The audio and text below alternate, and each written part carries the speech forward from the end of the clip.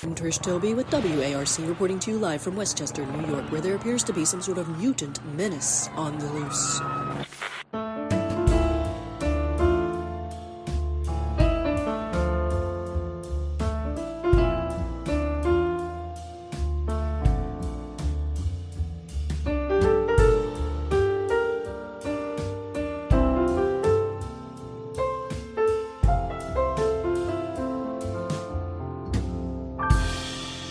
Hey everybody, I'm Matt Allcamp.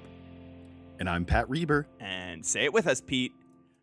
Welcome to Mutant Menace. Patrick, how are you doing this fine winter evening just before a massive snowstorm sweeps through the eastern seaboard? That's right. Once again, the listeners are in a future that knows what happens during the snowstorm, and we're stuck in a past that has no idea. Do you think we are just buried under snow at the moment? No, I think by now it's probably started to melt away. Yeah. In our little podcast bunker, huddled around microphones and X-Men comics. And like, I hope we get out of here soon, Pat. Neither sleet nor rain nor snow. There's a Patreon now. We owe it. In. I want to say thank you to White Raven and Damiana and Saddle and Tim and Mike and a good Brent for signing up for the Pay What You Want tier of the Patreon. Yeah, and thank you as well to Pushing Up Roses, Sean, Vio, Michael, and Jason.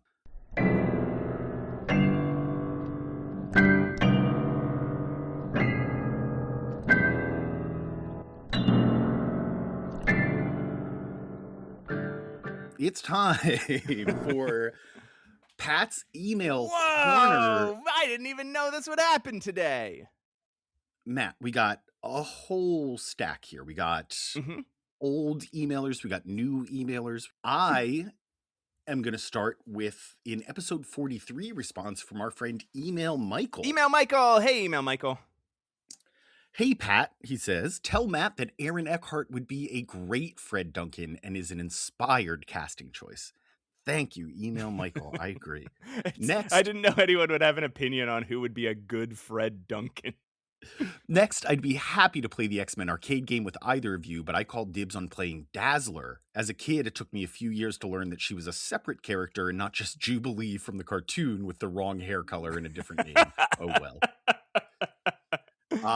He did also provide us with the information we asked for on the Losbys of the old Star Wars comics. He actually points out that they appeared in 1977 in the Star Wars comics. Oh. So Kitty wasn't just reading Star Wars comics, she was reading old Star Wars comics like a nerd. Oh man, I can't relate.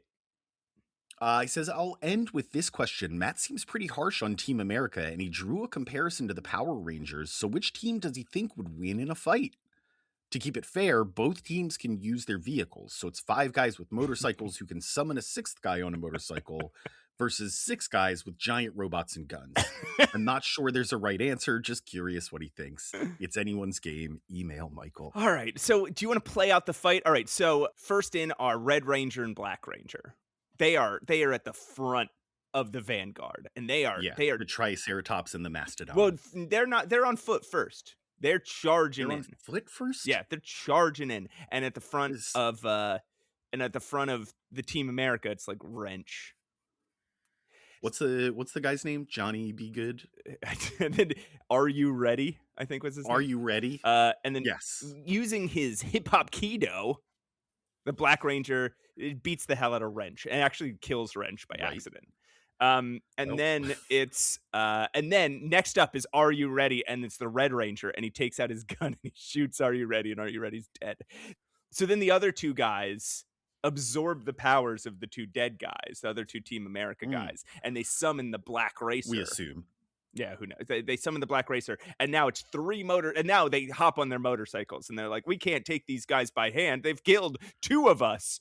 And then they start chasing after them, and then the Power Rangers get in their big in their vehicles, and they just stomp on the motorcycles, and the others are dead. Because they are all giant They're a T-Rex, Mhm. a mastodon, a saber-toothed tiger, a triceratops, a pterodactyl, and a dragon is their Okay, mascot. hold on. I have an alternate I have an alternate take on this fight. All right.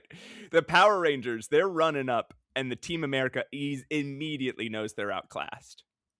Okay. So they look at each other, and then they look at the Power Rangers, and they all get these kind of like evil smiles on their face. And they summon the Black Racer, and it pops out of the Black Ranger's chest. They summoned him inside another guy, Whoa. and then The Black Ranger is the Black Rider now. No, the Black Ranger is goo on the Black Rider's motorcycle jacket. And now they unsummon it, and they summon it again, but this time instead the Pink Ranger, she explodes. Does this work? Can they do that? Because this is now very powerful. If they can summon If you could just summon the Black Rider from inside someone's chest, from the inside. game has changed. Yeah, if you could just make him materialize from nowhere, then Team America, I think, wins this one. Just one by one, they keep exploding all the Power Rangers. All right. What an interesting thought exercise. Thank you, Email Michael. Up next, we have Weapon Jason. He says, "Hey, Pat, tell Matt. Hey, Weapon Let me Jason. add to the ice in milk discussion by Oh, pointing to a no. brown cow cocktail recipe that calls for milk, ice, and Kahlua." Okay, oh, yeah, all right. If you're adding alcohol, the game done changed. It's different Yeah, guy. the rules are off. This is also when I was in like my late teens, early 20s, and we thought vodka tasted gross. Yeah. This is what we would make as a white Russian after watching The Big Lebowski. just Kahlua cream and Kahlua ice. and milk. Yeah, it's honestly hard same. It was good. Mm-hmm. He linked us to a recipe for the cocktail from food.com. God, remember back in the day when you were younger and full of life, and getting drunk felt good instead of physically painful on your human body? Oh, I was going to say, do you remember when you were young and full of life and could just type something.com into the internet and get taken to a pretty good resource for that thing? Food.com. Power Rangers. TeamAmerica.com. I wouldn't go there now. No, God damn it. He goes on, he says, Puck rules in these early issues. Yeah. I mean, not much more to say about it than that. He's not perfect, but he was my favorite in these early issues. The references by Snowbird to Nelvana is Byrne making nods to Nelvana of the Northern Lights, one of Canada's early comic books from the Golden Age. Oh. She's a demigoddess who battles Nazis in the Canadian North. That's fucking cool as shit. Yeah, that makes that incredibly cool. Oh my God. All right. Love that. Some other interesting information from the official handbook of the Marvel Universe around this time, Quicksilver's speed is only about 175 miles per hour. He sees a huge power bump come as Marvel tries to turn him more and more into the Flash. Aurora, at this point in Alpha Flight, can theoretically hit like 99% the speed of light, but she never does. Northstar could do the same, but has effectively maxed out at 7,700 miles per hour as practical. Namor can apparently swim about 45 miles per hour, and Marina can do about 48 miles per hour usually, but can do ridiculous speeds for short periods. Okay, so she can take off at whatever it said, like 100 knots or whatever, 1,000 knots, 2 billion knots, but only for like a short sprint, and then she has to stop. He continues saying that the Snow issue was Byrne having a lot of fun with the assistant editors month that was going on at the time. Oh, okay. Apparently a strange sort of experimental fun time. And it was like, you were Marvel. encouraged to do something weird that you couldn't get away with normally or whatever. Yeah. Okay, all right. Says also, Colomac clearly did something to offend Hodiak, and since Snowbird is clearly related, he thusly gets beat up, which isn't a justification. I don't think that. Yeah. The question was, what did he do to deserve this? I don't know if that's what I actually asked, but now the question is, what did he do to deserve this? Free Colomac. Would you consider it justified if, okay, my somebody did something to my dad 1,000 years ago, and then I run into this guy, do the same at a construction site. Yeah, sure. And I destroy the man, like I turn him into dust. Are you going to be like, you imprison him for 1,000 years? Are you going to be like, when people are like, dude, Fair's fair. Your buddy just fucking destroyed a man who hasn't done anything wrong for 1,000 years. Are you going to be like, look, you don't know the whole story? For you, Matt, I probably would. Thank you. But not for Snowbird, because we don't know her. He goes on to talk about Alpha Flight being a weird one. He does say you can see Byrne warming up to the comic until he leaves. I do wonder how Pat's going to feel about those Mantlo issues. Me too, man. We got a new emailer, Matt. No way. Daniel. Hi, Daniel. Hey, hey, Pat. Damn, Daniel. Damn, Daniel with the white kids. I think it's white fans. Vans. Oh yeah. Damn, Daniel. Back at it again with the white vans. All right, there. We've got it. We got it. Try it one more time. We nailed it. Okay. All right. Let me get a line read. Hold on. Yeah. Damn, Daniel. Full video. Why did I think that this guy had a lower voice? He's got a really high voice. Damn, Daniel. Damn, Daniel. Back at it again with the white vans. Damn, Daniel. You sound like an orphan. Damn.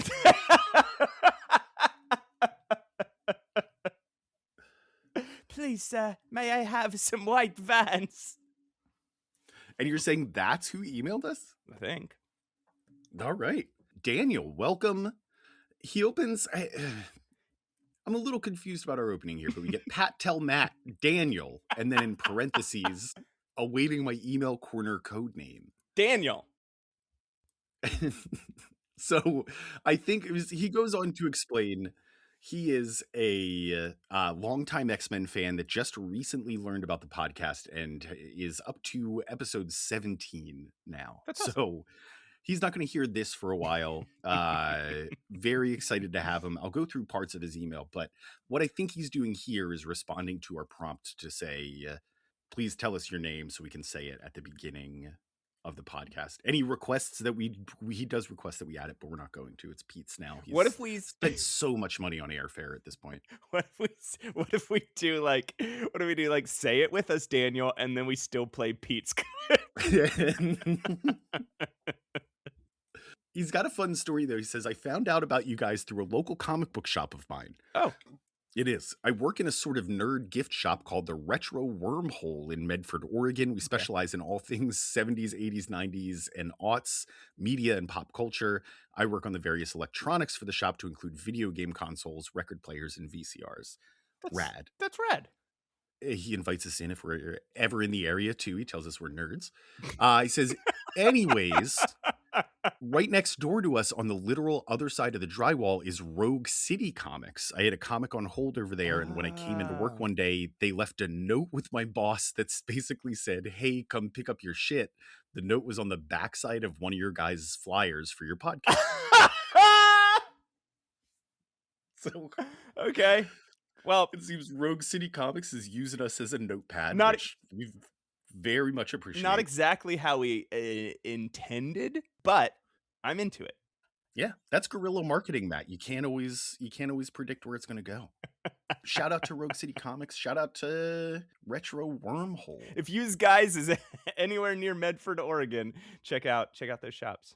He wraps up, he says, since I've blasted through 15 of your episodes in order in a matter of weeks, I've been keeping a mental note of all the things I wanted to email you, but haven't gotten the chance because that takes time. So I remember them or write them down on my notes app for later. Matt, he has 12 numbered items to respond to various prompts from our episodes. What I thought we could do. Okay.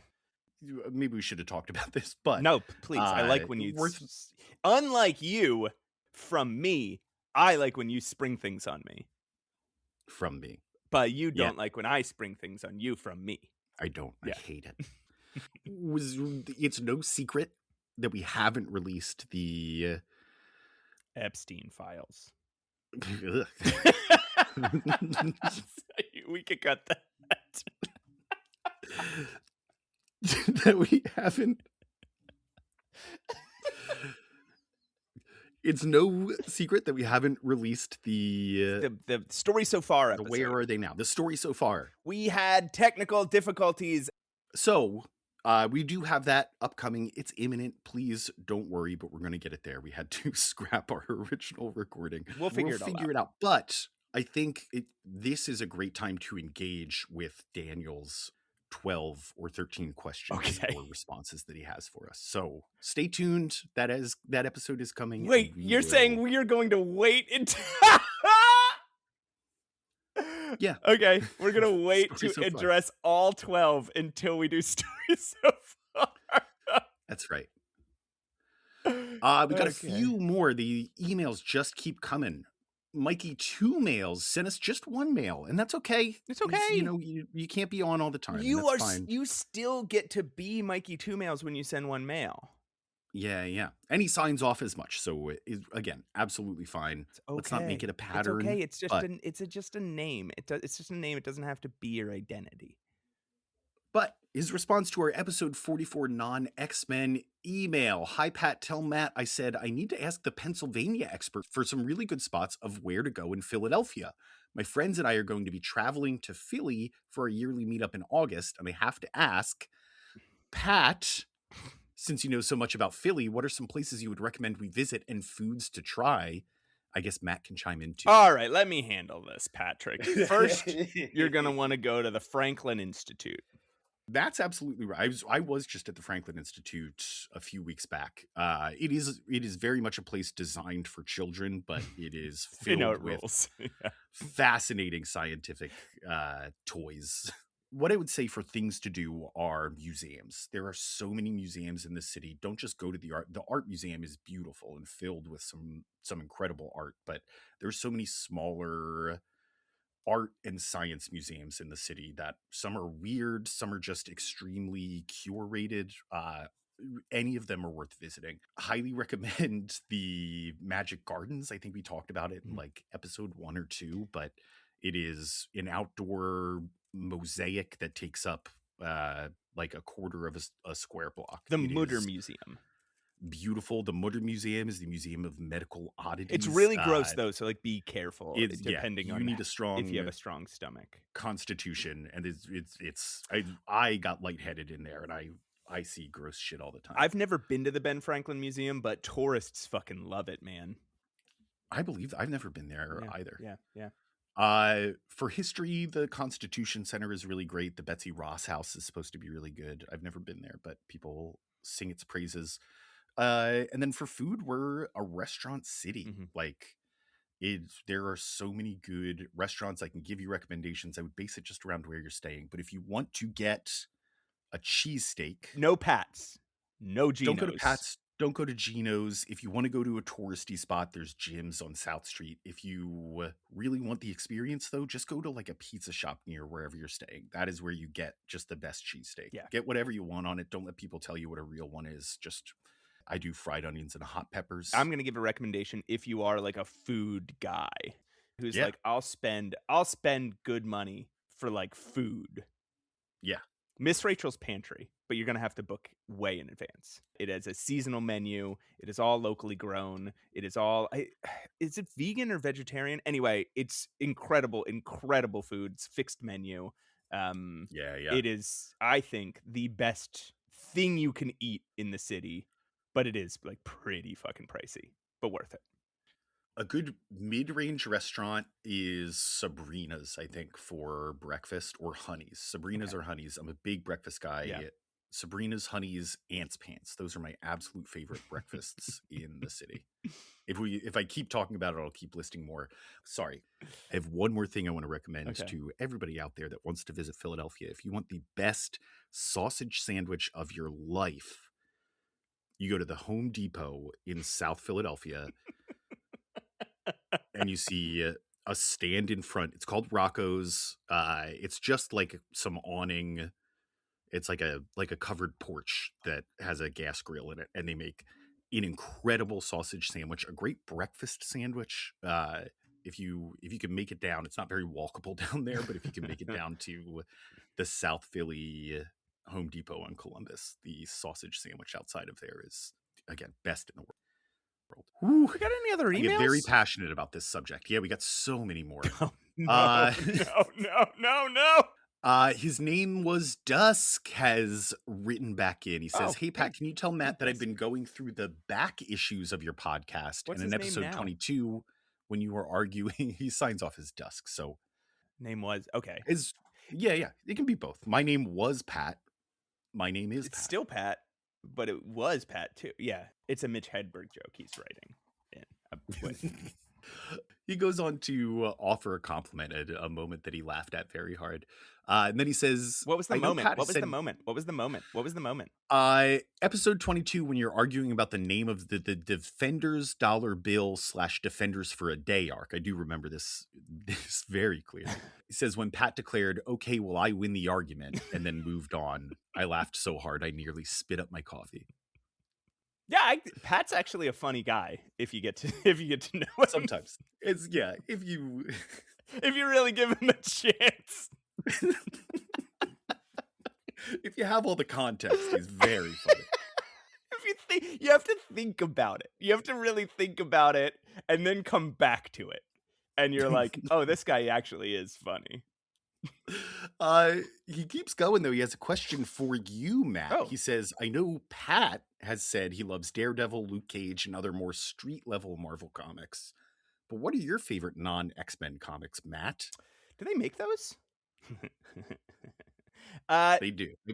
Brian Bendis' Daredevil is just a masterpiece. Mwah. Matt Fraction's Hawkeye is unbelievable. Incredible run. I like anything that Tom King and Mitch Gerads do. Mostly they do DC stuff, but they did a Vision miniseries that's fucking unbelievable. Yeah. What's a character that you'll always pick up? Oh man, that's tough. I don't know that I have one. I love the Runaways. Okay. And then I like the silly ones that aren't Deadpool. Sure, yeah. Like Gwenpool. Gwenpool, for example, has a lot of really good comics. Yes. And so complex. Squirrel Girl. Yeah, sure. If I spent some more time with She-Hulk, I bet I'd really like She-Hulk. Oh yeah, sure. Yeah. Because I think she fits right into that. Gwenpool and Unbeatable Squirrel Girl are in the grand tradition of She-Hulk, right? Yes. Sort of fourth wall breaking, silly female heroine. Doesn't have to take itself seriously, but can take itself seriously. Yeah. So yeah. Dusk finishes off with one more question for you, Matt. He says, "Can you thank Pat for reading my email to you?" Thanks, Matt. Huh. I don't think you've ever done that. Oh, that's interesting. Yeah, that's really interesting, Dusk. Yeah, thank you. His name was Dusk. That's a really interesting question. No, Matt, we have 2 more emails. Oh, sorry. Or no. 2 more emails, Matt, and then we are through. We got one from Gene. I don't know if Gene is a listener. We just get, hello. Hey, Gene. Hello, Gene. Hi, and Gene. Then finally, Inkmaster writes in, responding to episode 42. He says, "Hey, Pat, tell Matt that I'll thank the both of you not to discuss my permeable membranes." Did we do that? Did we discuss Yes, Inkmaster's permeable membranes?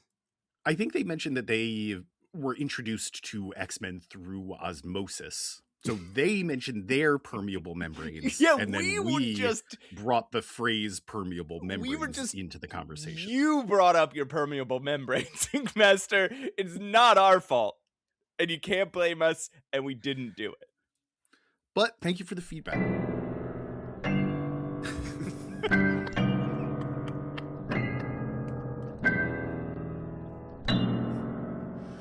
Oh, Matt. Oh, Pat. Pat.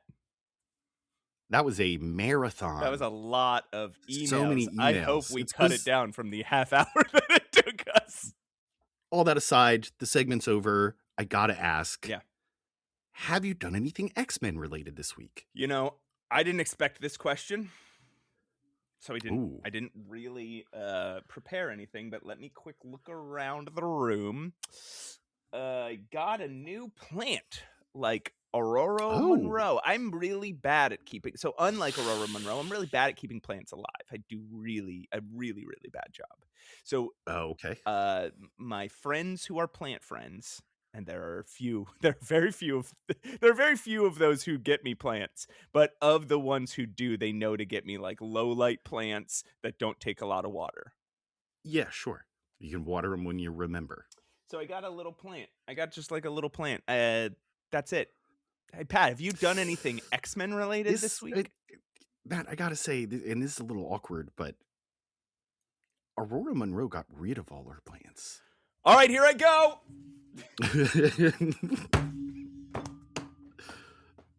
I don't know. I didn't know what sound to make. It sounds like you're banging on your mic cord when you throw a plant away. It's identical. Did I do anything X-Men related this week, you said? Yeah, I did say that. I heard you ask it earlier. Yeah, I did ask it. Okay. You don't have to answer though. But in fact, Matt, I did. Yeah, but you don't It's have worth to talking answer. about. Yeah, but you don't have I did, to answer. but in fact, Matt, I've already answered. It's okay if you don't answer. It's okay if you don't want to elaborate, though. I was just about to, though. Okay, That's but the it's all thing, right is if you don't. it's You know all- it's okay. It's all if you loaded don't. up here. It's just coming out. The thing that I did this week is a lot of thinking about movies. Oscar noms were released. If you saw, Sinners is up there for like a record-breaking number of nominations, which is incredible. Independent film, not studio driven. There was no marketing campaign for it. It's almost entirely word of mouth. Yeah. Anyway, my favorite movie all time, I think, is Fargo.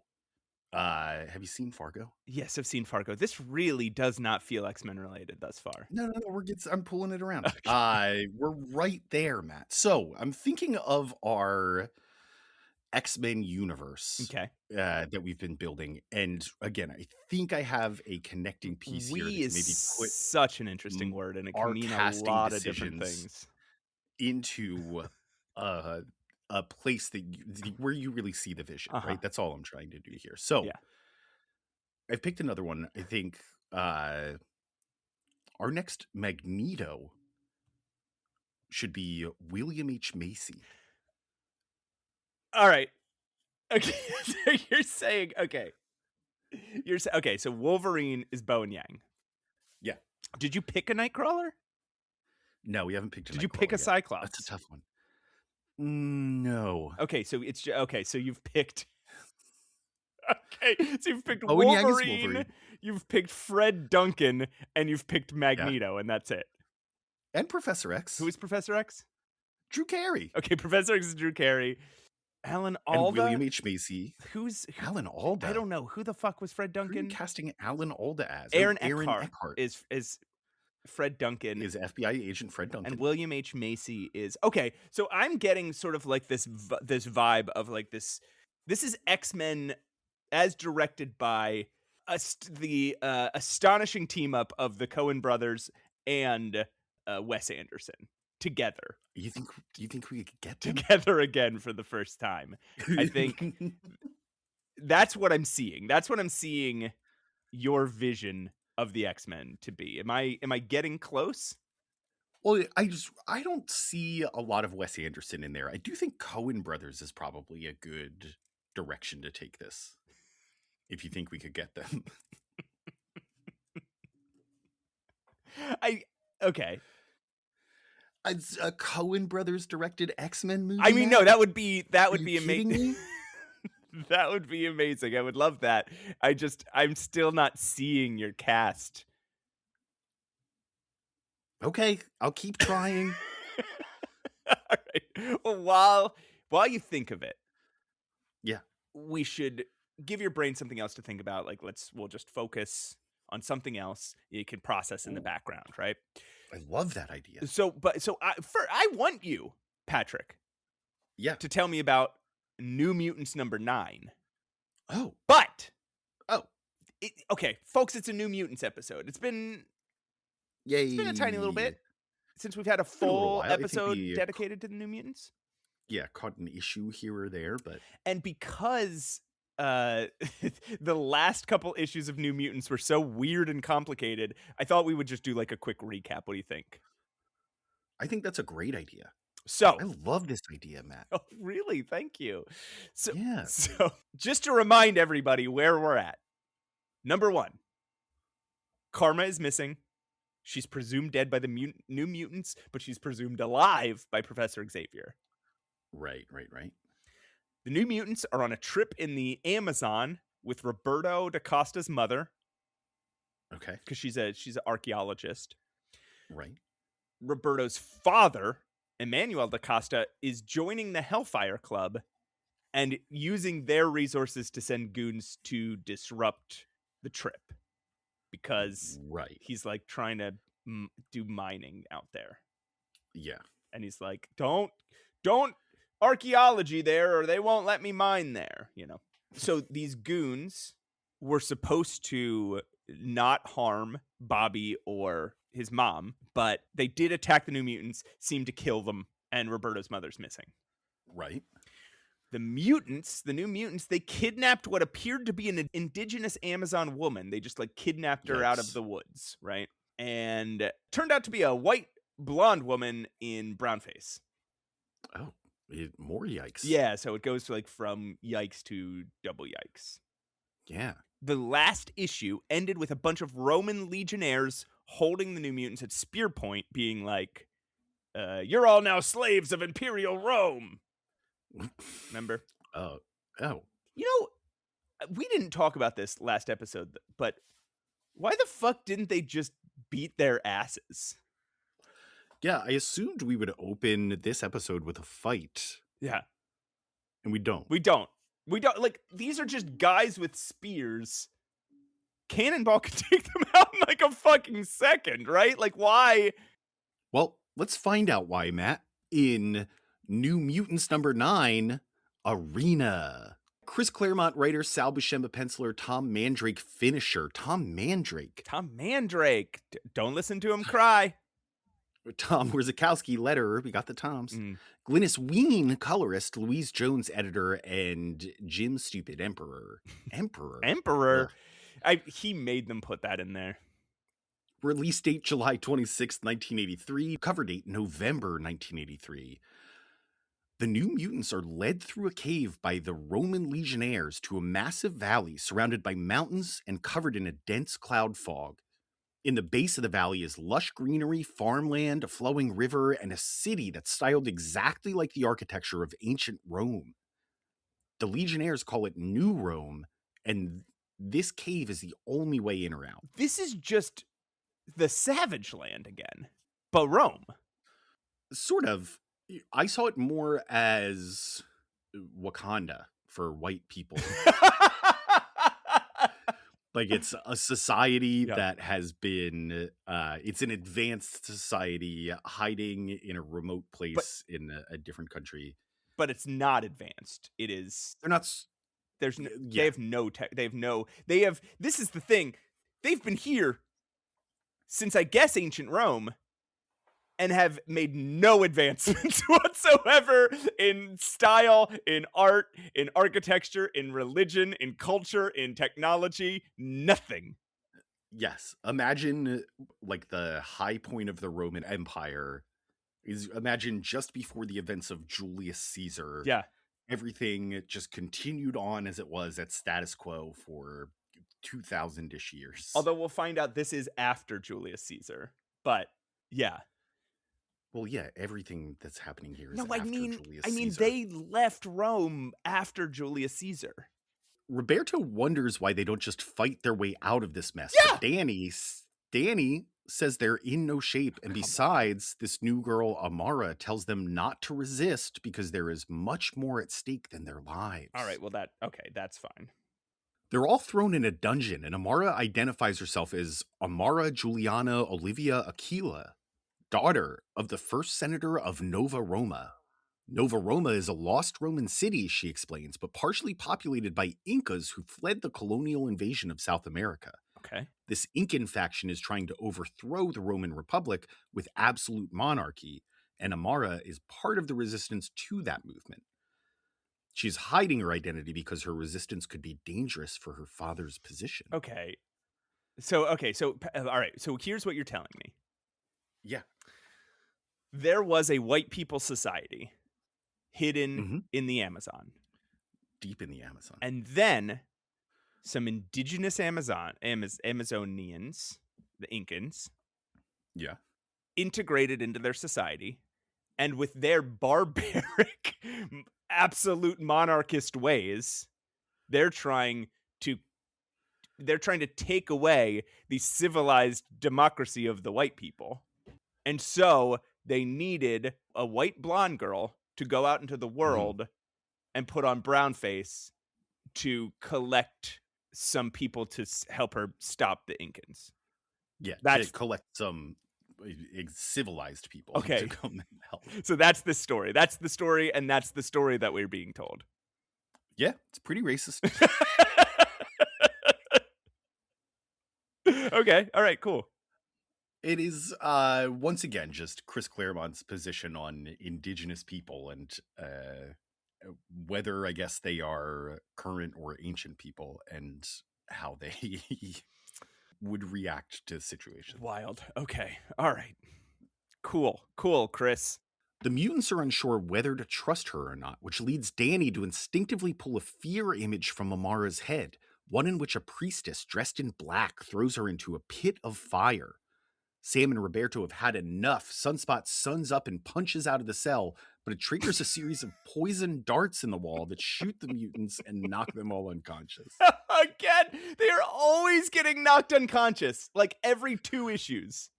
I love it. I think that it really shows their teenagerness because they're so immensely powerful as a group, right?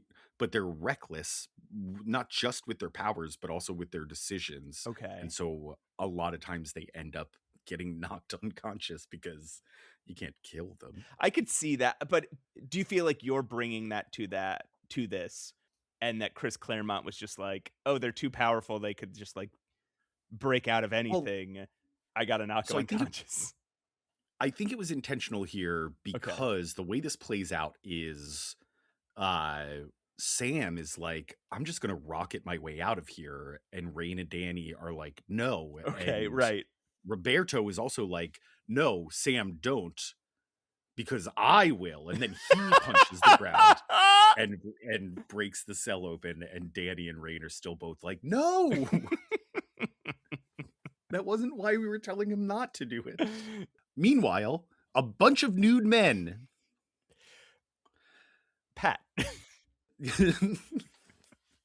In the senatorial baths, Senator Aquila tells Senator Gallio. Yeah, they call him Gallo and Gallo. Gallio at different points. Okay. I think they call him Gallio more later. Yeah. So I think it's Gallio, and I think Gallo was an accident. All right. Well, if we go back and forth, please forgive us. But he tells Senator Gallo that he knows about the prisoners. The boys are to be sent to the arena and the girls sold into slavery. Gallo storms away and tells his wife, Selene, that Aquila, learning of the prisoners, foiled his plans. He was going to use their powers to take over Rome, but now he has to uphold the law and do the whole arena slavery thing. Wait. So so the head of the Incan faction is also a white blonde man.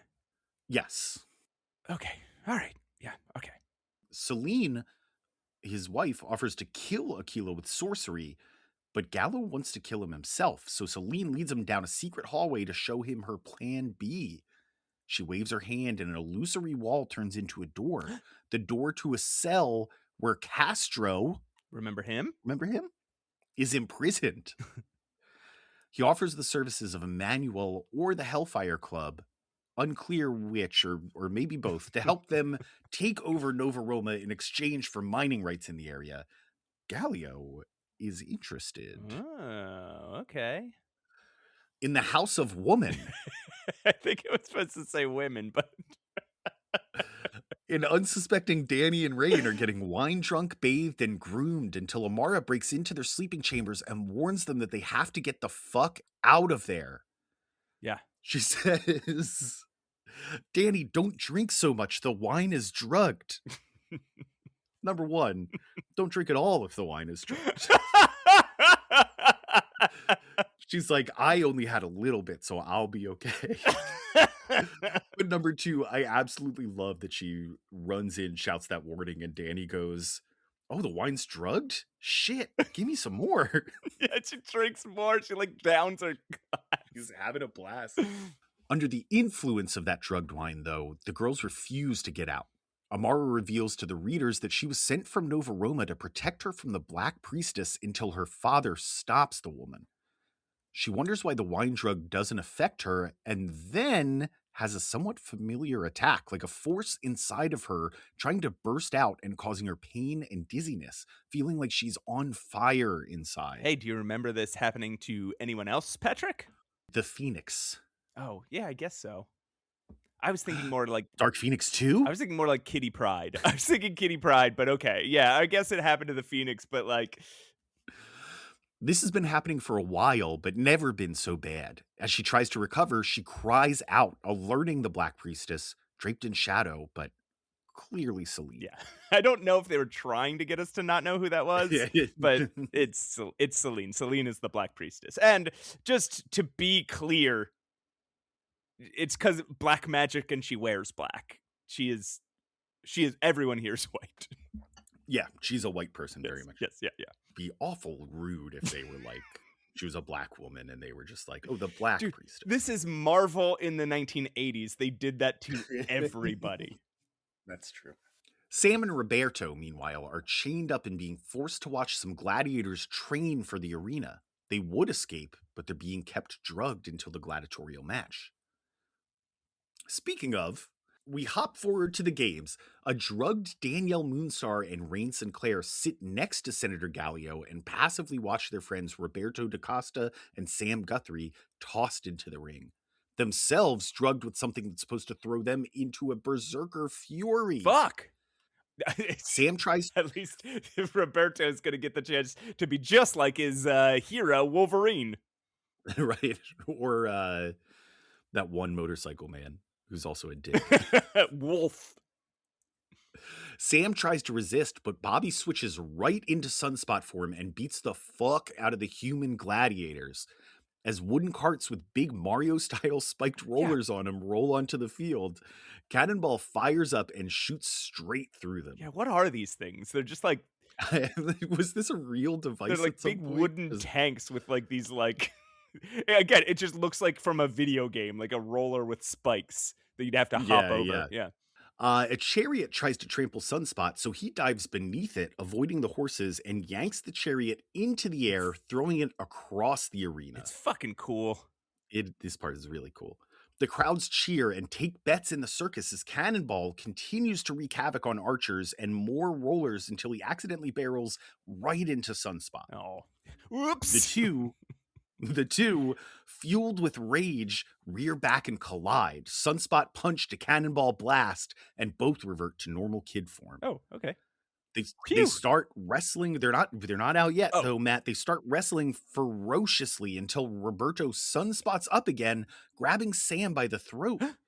An enraged Rain watches this and, fearing that her love is in peril, shifts to... Yeah, I don't know where that came from. It must be the drugs. Shifts to wolf form and leaps into the arena. When she does, it kicks on the mind link between her and Dani, and Psyche snaps out of her drug frenzy. Is it Psyche?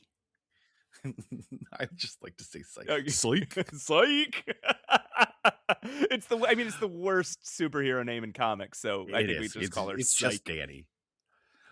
While Wolfsbane converges on the two other mutants, Psyche trains her powers to pull an image of Professor X from all of their minds, which snaps the kids out of it.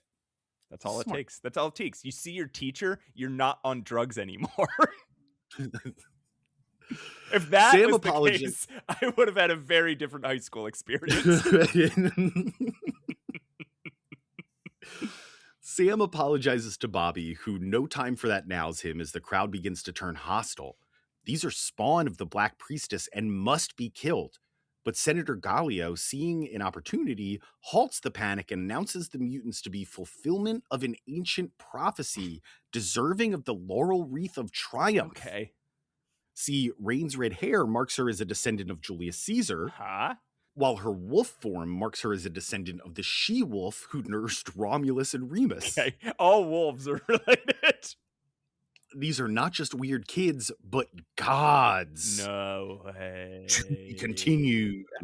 That is a pretty good pivot on Gallio's part, right? It is. This whole issue up to when they get to the arena feels like... I know I keep making this comparison, but it feels so much like Silver Age, maybe late 60s comics, where you are just planting a group of characters into a historical situation. They seem to be playing out some sort of political drama here. Right. And the New Mutants are just going to happen to witness it. And then we get to the arena. There's a lot of action, and then, just that turn to here's how they get out of it. They're actually considered gods, and this is going to be a much longer story. Whew. Yeah, you know what is great about this issue, though? Sal Buscema's art is finally starting to hit for me. That's true. He's getting pretty comfortable here. One thing, we haven't given him enough credit. The kids look like kids. Muscly kids, but kids. Yeah, sure. Which is apparently very hard for any comic book artist. In the grand tradition, I guess, of Renaissance artists. Do you ever see Renaissance kids? They just look like... Oh, yeah, they look like little demons. Yes, stubby little grown people. But also, like, the action here is really good. The settings here are really, like, well illustrated in the sense of, like, you feel like you're there, not just in the sense of the pictures. It's like, I think this episode, or this issue, just looks really good. When Cannonball smashes through the vehicles with the rollers on them, it's fucking thrilling. It is. Or when Sunspot dips down under the chariot. He takes like a top view, like a bird's eye view, to see him diving between the horses.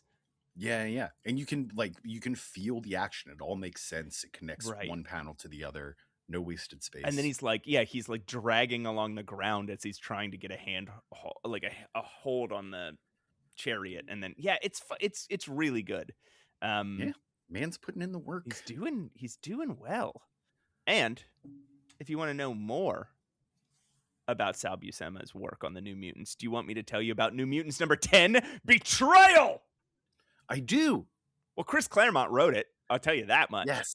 And Sal Buscema penciled it, which is why I said the thing I said. Good. Yeah, that makes the transition work. The Toms are here. Tom Mandrake is the inker, and Tom Warzakowski is the letterer. Glynis Ween colored this one. Louise Jones was the editor, and Blimmy Dip Snips, editor-in-chief. Release date, August 23rd, 1983. Cover date, December 1983. Rain, in her wolf form, sits atop a marble throne, surrounded by Roberto, Dani, and Sam, all being carried on a platform. Everyone's a little unsure about this situation. There's a grand parade going on all around them. But, hey, it's better than the arena. Senator Gallio follows in his chariot, reflecting on how popular he is now that he's found these gods, and how he'll use that popularity to break the Senate and become emperor. He and Senator Aquila. I always said Aquila, but I know that's just like the very, very American pronunciation. Yeah, I'm splitting the difference and going with Aquila. So he and Senator Aquila meet eyes and stare each other down. Sam notices the tense look between the two senators and tries to discuss it with Bobby, but he's too busy worrying about his mom. Rain, meanwhile, is concerned about all these folks calling her God. Okay. Roberto should be fucking loving. Like, all Roberto wants to be is an adored hero, right? But in his home country, too. Yeah. But he can't stop thinking about his mom. And it's so funny. He's like, oh, I gotta try to hide this so nobody knows I'm upset. And immediately, Dani's like, he's thinking about his mom. Yeah. Oh, I love the moment where Rain is like, she's actually pretty into the adoration part of it. Yeah. But she's like, they should not be calling me a god. She says, "'Tis not proper." It's true. Tis not proper. So here's another thing I'm getting fucking pissed about. Okay. Stop trying to pair these kids up. Doesn't work. It Yeah. doesn't fit. They feel like fucking friends, but like this idea, like Rain and Sam, what? And then Dani and Bobby. Yeah, it doesn't make sense. They don't give you any build up to it, but I will argue with you a little one on this, Matt, because I think in a lot of situations, this is just sort of like, oh yeah, let's start having people hook up. In this situation specifically, I think it rings true of being in a like pretty small community of other teenagers where the girls here seem to be the ones that are defining some sort of relation or trying to define a relationship, trying to say like, hey, I kind of like this guy. I hope that we can connect. And the boys are the ones that are just kind of like either missing it entirely or accepting it. There's some moments where like Sam does the exact opposite of what Rain thinks a good person should do in that situation. Right.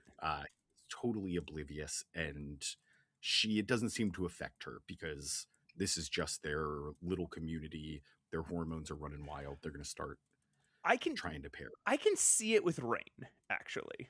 I will keep an eye on it. If Sam starts returning the affection, that's going to fucking... Yeah, that would be uncomfortable. Really annoying, especially because the age difference. But Bobby does throughout this next couple issues, just in like passing, the way Dani does in passing, return it. He talks about his admiration for her, and when he talks about his admiration for her as like a leader and a strong person, it's great. But every now and then he dips into the romance of it, and it's like, all right, we don't need that part. It's better without. Yeah, they do. In the New Mutants movie, was Dani and Rain end up sneaking off and hooking up, and I was just hoping that's the direction this is going to go. I realized that we're still in like the early mid 80s, so that's not going to happen, but that was the ship I was rooting for. I think Rain Sinclair is pretty aggressively heterosexual, as we'll find out in the next 100 episodes of this show. But Dani, I could see. Dani just seems to be horny all the time, right? Like she's always like, let me take my clothes off, let me stare at these men. And sometimes, like when they're in Rio, she's like, ooh, these women are pretty. Like I could see. She's said some suggestive things, but who knows? Yeah. Back at the palace, the New Mutants are pampered by the palace slaves. As Gallio speaks of all the good he plans to do for the Republic as a nobleman, he explains that it's actually Senator Aquila, the plebeian, who wants to take power and name himself as emperor. Sam's skeptical, but Rain is bought in. If Amara, Aquila's daughter, was a liar and a sneak, why would her father be any different? No. Gallio jumps on the opportunity, pointing out that Amara was captured with them, but didn't join them in the arena, suggesting that she escaped without consideration for the rest of them. Once the senator leaves, Sam and Rain bicker. Sam trusts Amara, but doesn't trust Gallio, but Rain has the exact opposite position. Roberto has no time for this now and goes off to find some time alone. Just as he's thinking about how he's lost so many important women in his life, he sees a woman in custody being marched through the streets that looks an awful lot like his mother from the distance. He runs to see if it's really her, but as soon as he tries to leave the palace, he's met with a platoon of Roman soldiers, telling him he must stay on the grounds for his own protection.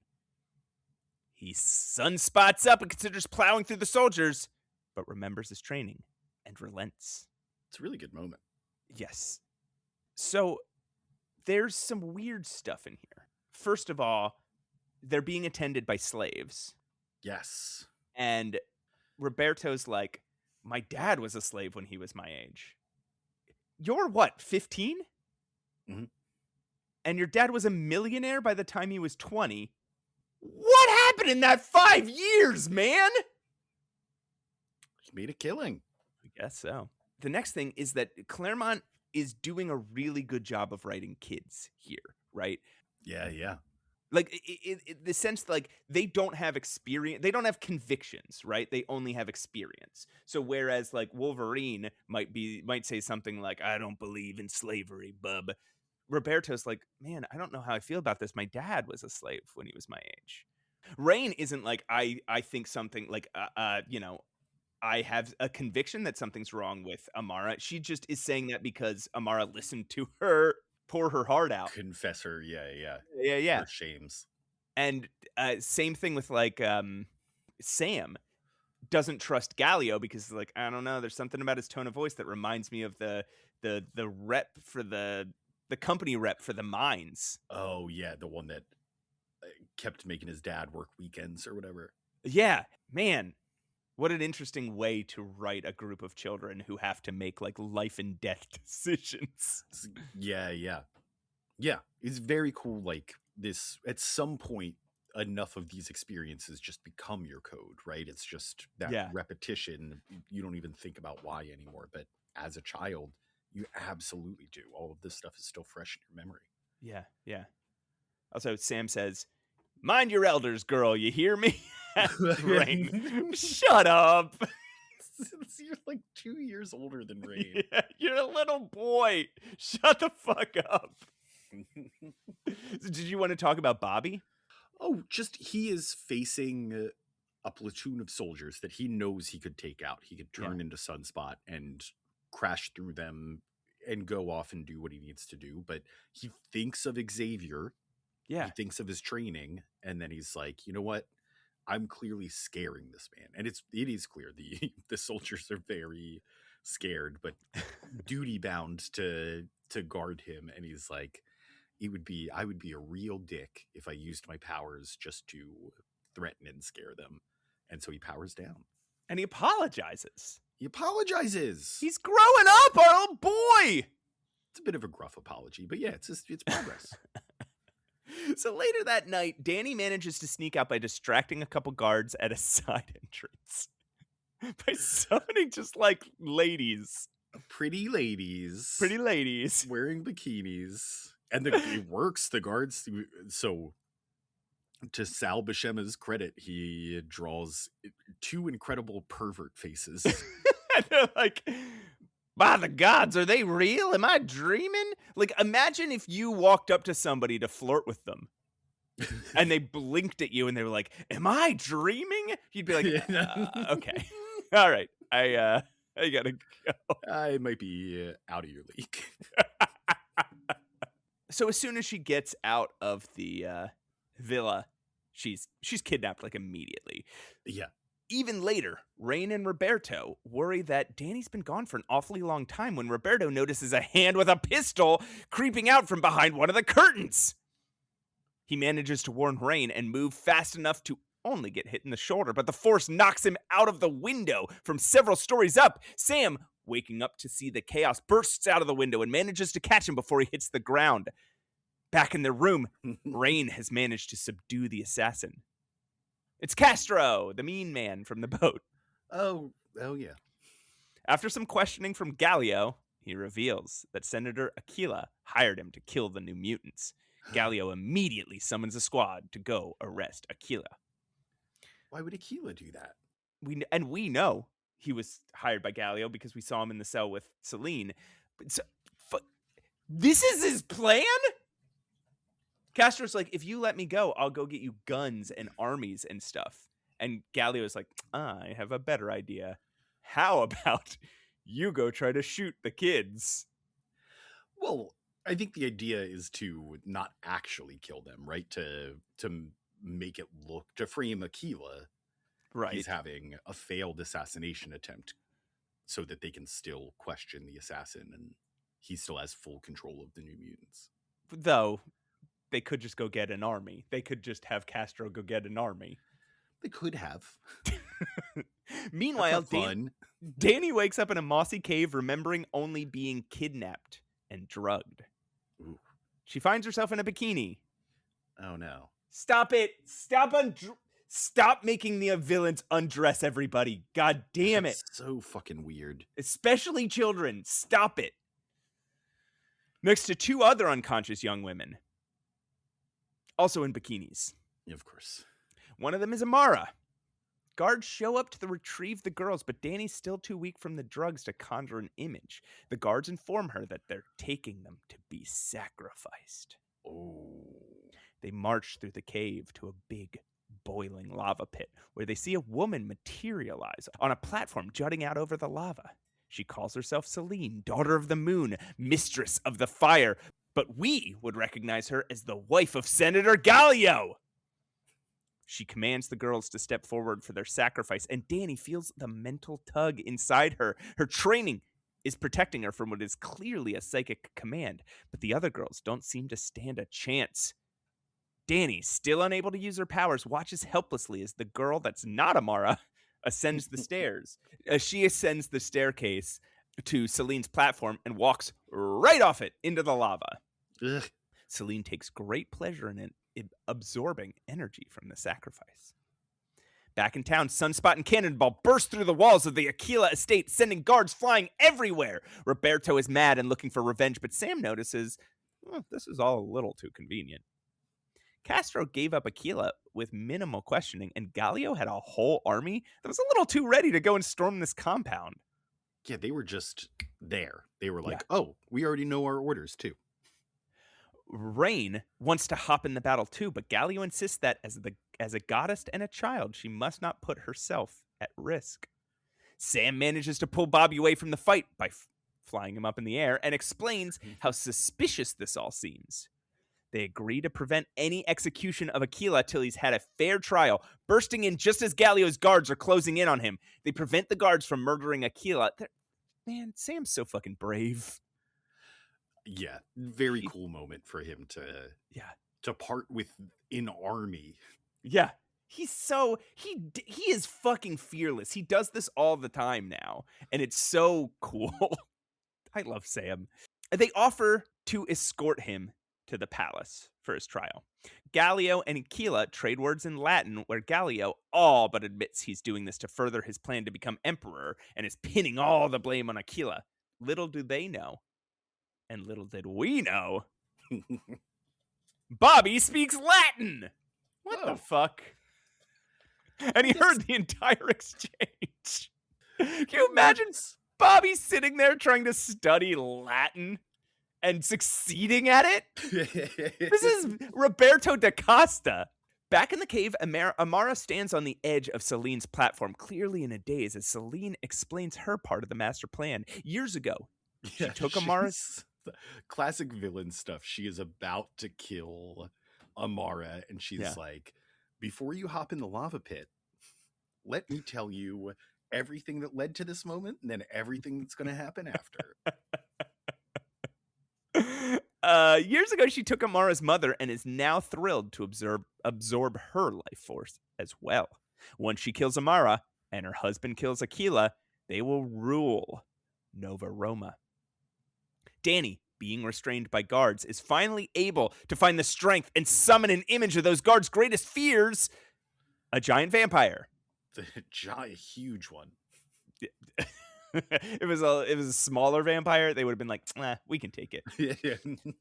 I think it's supposed to be Selene, but kind of distorted. Oh, big sharp teeth is what made me say vampire. Dani runs up onto the platform and tries to use her powers on Selene, but Selene has already protected herself from this. She grabs Dani by the throat, holds her over the ground, and explains. Upon meeting Dani, Selene immediately sensed that she was special, like her, a mutant, instead of sacrificing her. Selene plans to sway Dani to her side in service of her and use Dani's powers to convince the rest of the New Mutants to serve her as well. Ugh. With that power, they can control the world, not just New Rome. The world! She's doing something to weaken Dani, but the fight was enough of a distraction for Amara to break free. She jumps for Selene, who knocks her back with force, sending her flying into the lava. Amara. Rest in peace, Amara. Yeah. Yeah. Man, It feels like there was more to that character that we should have gotten to know. Above ground, an earthquake sets off, toppling columns and opening fiery fissures in the ground. Back in the cave, we see a glowing red figure swirling with fire ride a tower of flame out of the lava pit, swearing vengeance and doom upon Selene. To be continued. Whoa. Wow. Extremely cool. Yeah, New Mutants is good all of a sudden. Yeah, dude, this was I think a big part of it is number one, Sal Buscema is having a blast. He is drawing the Roman Empire, which it seems like he really enjoys because there's so much detail in everything that he's doing. He's also really nailing the occult feel of Selene without really having any mysticism around it yet, aside from sacrifices.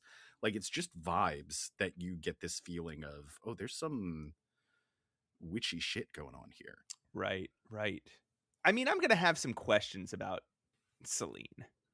She's got so many powers in these issues that it's like, what is specifically her mutant power, you know?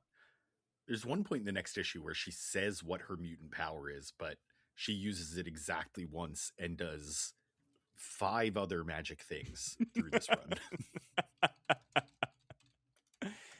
Pat, you say he seems really into the architecture of Rome and like all of like Roman stuff, but you believe this guy can't choose between Doric and Ionic columns? Oh, right. What a fucking dope. You think he's like, you are ancient Greece? Yeah, he's like, what, would this have a Doric column or an Ionic column? Oh, maybe both. Oh, was Zeus here? Did Zeus tell you that? Did Zeus tell you? Yeah. Oh, what is that? A Corinthian column? Come on, man. Anachronism much? Let me check my watch. Ooh, it looks like it's anachronism o'clock. Oh, it seems like somebody missed the memo. Didn't get the email on architectural style through the ages. So the art rules and the characterizations are incredible, right? Like again, that's why we paused this description so many times to just talk about characters' motivations, because all of them have such depth and like you really understand who these people are, why they're doing what they're doing, what makes them different from each other more than just their accents and their cultures. Like, this is, I think, where the New Mutants really come alive, and like we know who these people are now. Also, the teen crush stuff aside, really doing a lot of work to establish the relationships between these characters, when they trust each other, when they disbelieve each other, the points of tension and the points of reconciliation between them. Right. It's really just a full understanding of all these characters. Yeah. Really, really impressive stuff. And it's going to continue. I think that was a good note to end it on, Matt. All right. Well, thank you, everybody, for coming. Good night, everybody. Now that we've got your Patreon money, we've decided to only do 2 issues per episode. And like we say at the end of every episode, New Mutants number 11, MAGMA. Chris Claremont writer, Sal Buscema penciler, Tom Mandrake finisher. They keep calling him a finisher. Louise Jones editor, Joe Rosen letterer. Breaking up the Toms. Glynis Ween colorist, and Tim Booter editor-in-chief. Release date September 27th, 1983. Cover date January 1984. Selene is fucked, or so it appears. She just cast Amara Aquila into a pit of fire, and she's burst back out on a pillar of rock, looking like a swirly human torch, hurling fire at the Black Priestess. Selene seems to be countering it with some kind of magic and telling everyone that she has preyed on mankind since the dawn of history, summons rock monsters to collapse on Amara. These are fucking cool looking rock monsters. They are cool. Columns with arms and legs. They are cool. Guys. They've got like jack-o'-lantern mouths. They look rad. And this is the point she specifically says here, I'm a mutant. My power is to control all things inanimate. Okay. So rock and so metal. what is sucking the energy from dead people? And what is the thing that she does later where she like shoots green bands out of her hand? Yeah, or when she zaps people. Yeah. There are several mutant powers here. This is the one that she, or maybe some of them are mystic. This is the one that she says is her mutant power. Right, and maybe other than that, maybe she's also just like a magic lady. Selene, this might give us some clue, looking markedly older, summons rocks from the walls of the cavern to push her own followers into the magma pit, and suddenly she looks young again. Her own followers, they're all, she's just like moving rocks to eliminate any ledges in the room. They're all going, but we served you so well. Hey, but hey, this is what happens when you join a death cult. God. Somehow she actually looks younger than she did before. Yeah, because she just sacrificed like 10 people. Somehow she transfers some of that dark energy to Dani, tempting her to join her in conquering the world. However, Dani leaps to her feet in defiance. As she does, the lava pool erupts in columns of magma that all converge on Selene. Amara, still aflame, stands atop the column, unharmed. God damn it. So cool. This what an opening.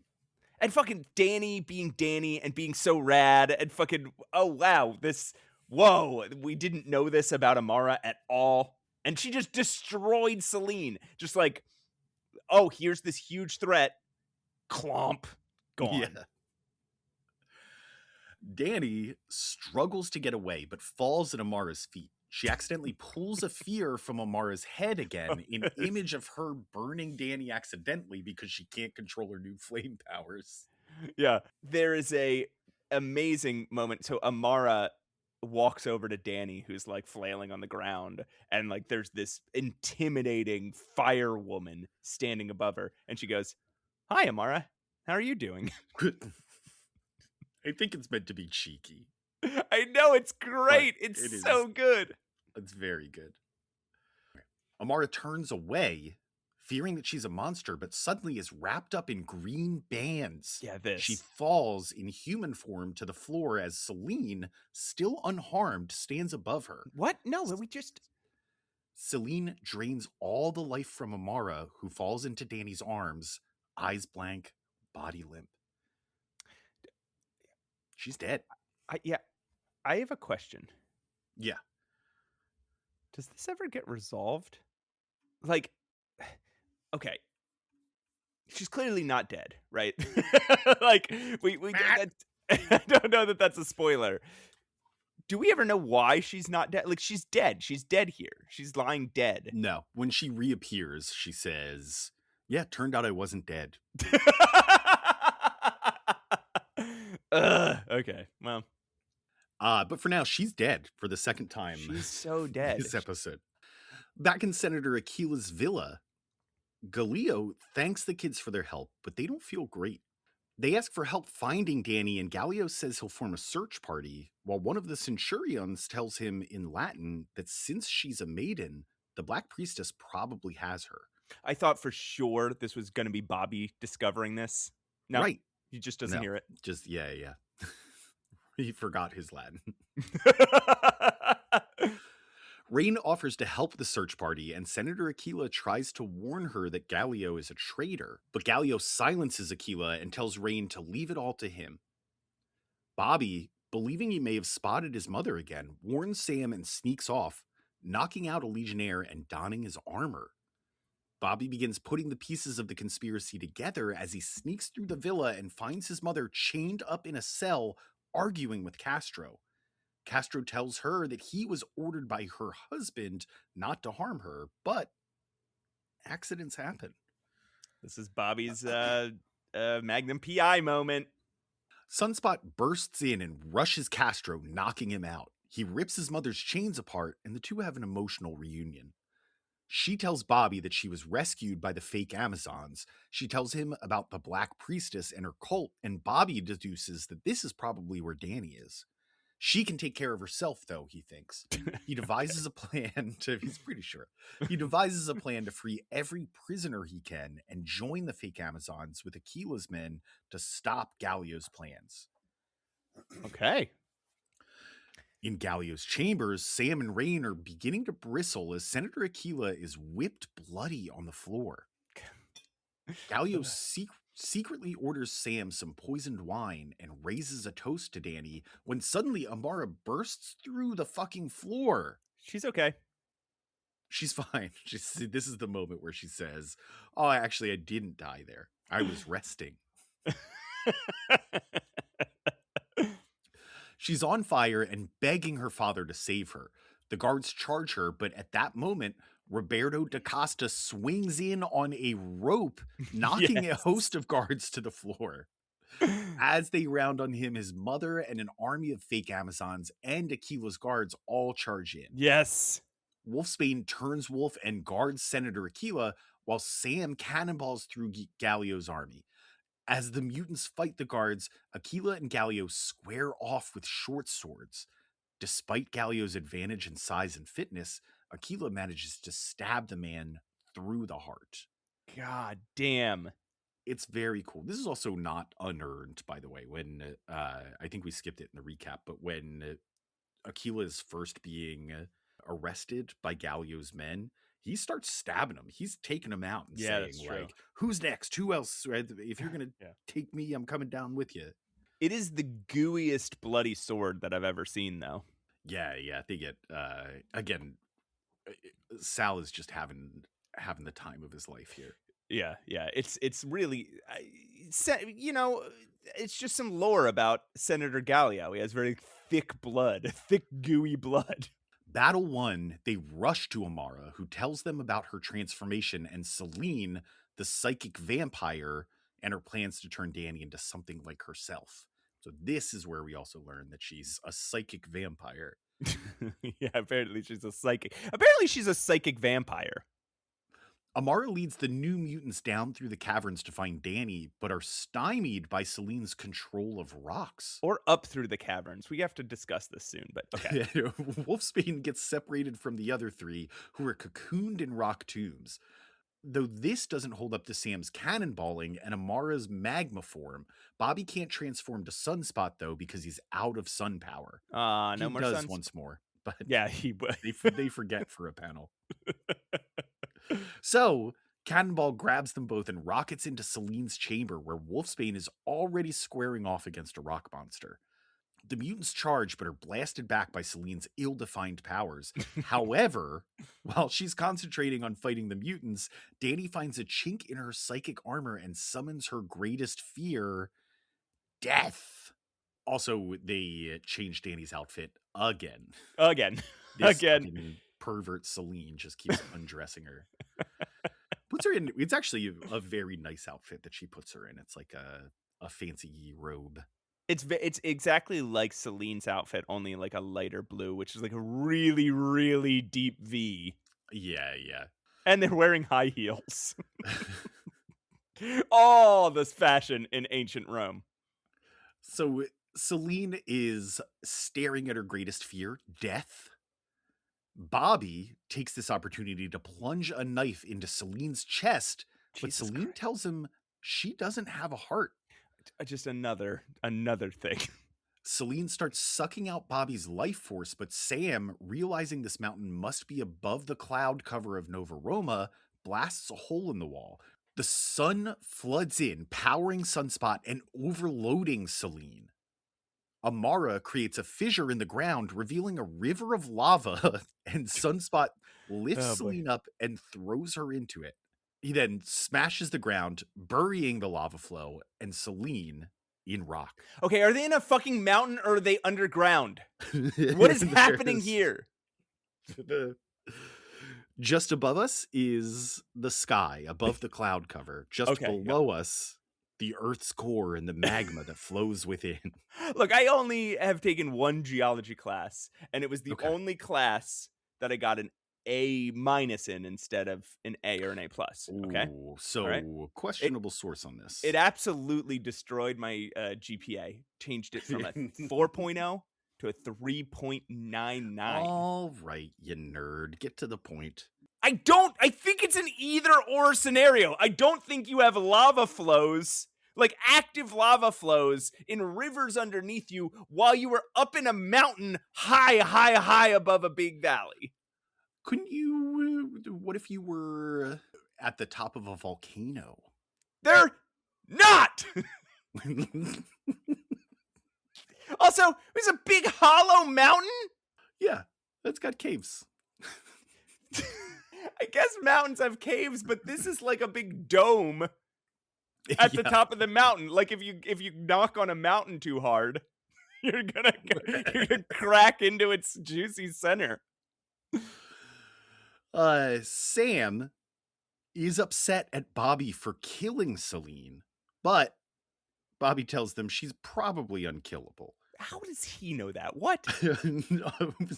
So it's, I understand we'll see Selene again in the future at some point, but if you were reading this at the time not knowing she would come back, what an insane statement. But she's probably unkillable. It would have been so much cooler for him to just be like, yeah, I killed her. And them have to reckon with that. Like, that's just a part of his personality. Like it is Wolverine's, you're building these team dynamics. But far be it from us to tell Chris Claremont how to write a book he clearly doesn't want to be writing. Amara wonders, is starting to find his groove in, to be fair. Yeah. Amara wonders if, now that she knows she's a mutant, will she become a hero like the New Mutants or a villain like Selene? Ooh. The end. I'll be honest. Yeah. This was a good series. Yeah, it ruled. Nova Roma. Arc. Yeah. Great. Yeah. And you'd think because of that, Amara is going to be like the best new character in New Mutants. Oh man, she came from their best arc so far. She's going to be great. I don't care for her so far. Don't you know everybody's favorite X-Men character, Magma, who has such a defined personality and we all love very much and we all talk about all the time. Magma, what a great character. All the merch. Yeah. All right, Matt, that arc is over, but we still have to deal with the consequences of it, right? Okay, I will. I'm gonna do it. I'm gonna do it. I can't. I know how to do it. I'm gonna do it by reading you New Mutants number 12, Sunstroke. Yes. Chris Claremont, writer, Sal Buscema, penciler, Tom Mandrake, finisher, George Rousseau, colorist, Tom Orzakowski. The Toms are back together. He's the letterer. Louise Jones is the editor, and Flimsy Stupid is the editor-in-chief. Yeah. Wait, man, we need to do better about this. Get back in that groove before they pick a new editor-in-chief. Release date October 25th, 1983. Cover date February 1984. Downtown Rio de Janeiro. Emmanuel da Costa enters the city's newest skyscraper, greets the doorman Ephraim, ascends to the penthouse and enters his office. As he turns on the lights, his chair wheels around to reveal his son, Roberto, confronting him about his mother's and his friend's survival at the hands of an assassin he hired. It's so cool. What a cool chair turnaround in a dark office moment. It was a cool chair turnaround. However, when I first read this, I was like, oh, did Bobby take over his dad's company? Did he somehow oust his dad? Did he defeat his dad somehow? But now they just get a little argument. Yeah. Emmanuel tries to play it cool, explaining that if everyone left unharmed, then all went according to plan. If Roberto or anyone else had died, he would have definitely have been sad. Sure. But they didn't, which was his plan all along. I swear, son, if what I did killed you, I would have definitely been crying. So I'm a good dad, actually. Yeah. It's not that I don't care if you die. It's just that I would care if you died. Roberto's not buying it and swears off the family fortune. He tells his father that the man that raised him, the man he loved, is gone. Emmanuel raises his hand to Roberto, but Roberto transforms to Sunspot, fucking cool, and dares him to try it. Emmanuel swears he has no son. Roberto swears he has no father, and the two part ways. Emmanuel immediately calls Sebastian Shaw. Sebastian! My son was mean yelled to at me. Sebastian! Do you really think I'm a bad dad? He calls Sebastian Shaw and accepts his offer to join the Hellfire Club's inner circle. Whoa. Man, I hate a disembodied head panel. There's a panel here where Roberto's head is just kind of floating in a bunch of squiggly lines. Yeah, they cut it off at the neck. Yeah, I do not like it. Roberto, meanwhile, is kicking himself on the elevator ride down. He really did just want to talk to his father, to understand, but let his temper get the better of him. He reflects on his last conversation with his mother, who insisted on staying in the Madeira. She loves Emmanuel too much to confront him about this. This is such a weird... toxic relationship much?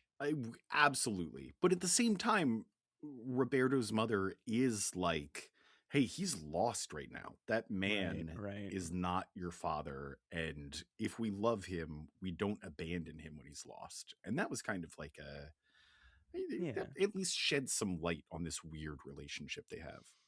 But Patrick, what would relationship TikTok say about this? What would psychology TikTok say about this? I don't know, Matt. I'm not following TikTok. Dani and Amara, meanwhile, are sitting on the beach in Ipanema, where Amara marvels at everything around her. Bathing suits, the number of people, the hot sun, it's all new.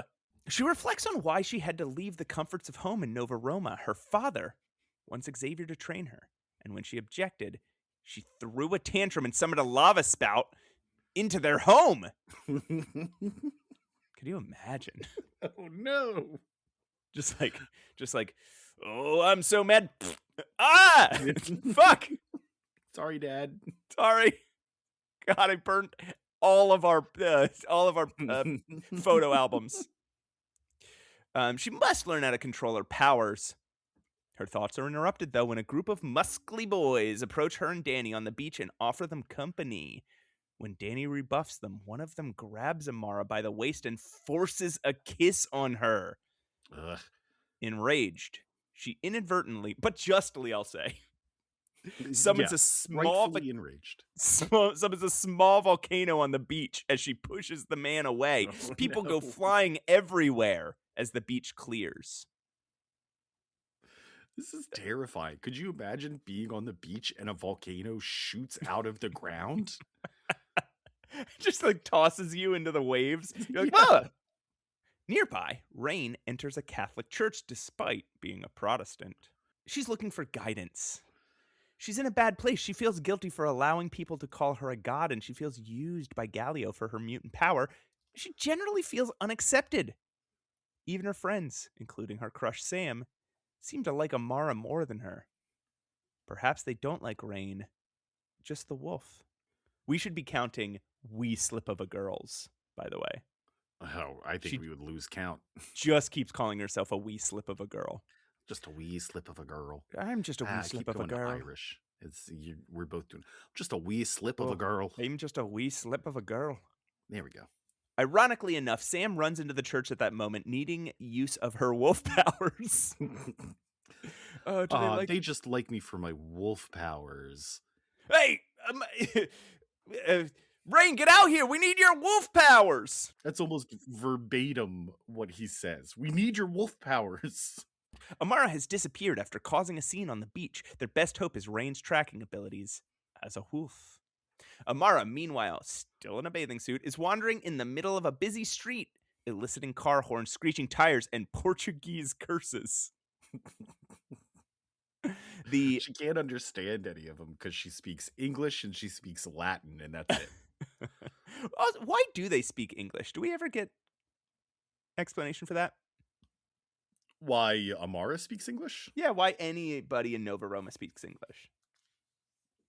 Well, most of them speak Latin and then they have like a tenuous grasp of English. Okay. Like they speak very simple phrases in English. She was sent out into the world to learn more about it, but actually to be protected from Selene, right? So in order to go out in the world, she had to learn a number of languages. Be curious how they learned English in Nova Roma, being that they haven't had contact with the outside of the world since I guess 0 BC. But we just 0 have to AD. assume that it's like the Amish. They've made a decision to isolate themselves. Like they know the outside world is there. Well, yeah, I mean, they know that it's there, but if they're not talking to anyone from it, where are they picking up different languages? Well, that's They what I going mean. out and Maybe buying dictionaries? well, well, just like the Amish, maybe they maybe they go out to like farmers markets, buy some Oh, yeah, I guess that buy could some be. Roman cabbages. Then that's my Amish accent. What That's do you your think? Amish. That's pretty good, actually. Buy some Roman cabbages.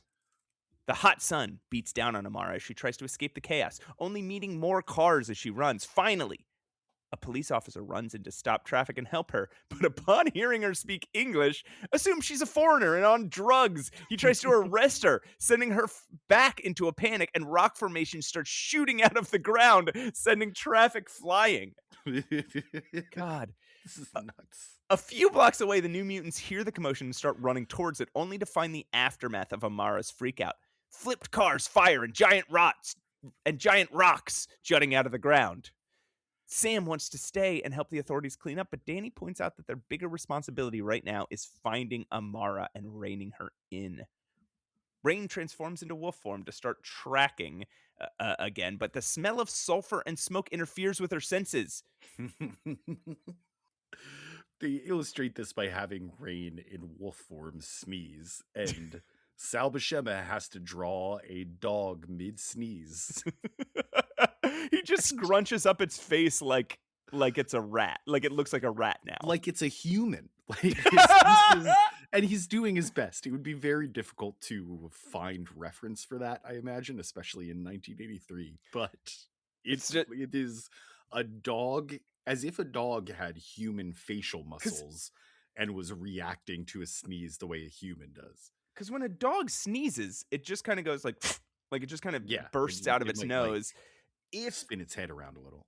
When it's gearing up to sneeze, maybe it bares its teeth, but it doesn't go like and that's but again, to his credit, it is you can see the musculature of it. You can understand where he's coming from, but this is an absurd picture. But imagine Sal Buscema getting that page where Claremont's like, and then the wolf sneezes.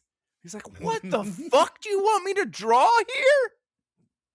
Instead, they follow the path of destruction. They didn't need her senses after all. Elsewhere, Amara has finally found a relatively quiet place, an abandoned derelict lot where she can be left alone. The sun continues to beat down and the air is hot. She decides to sit and stop fighting off the delirium she can feel creeping over her.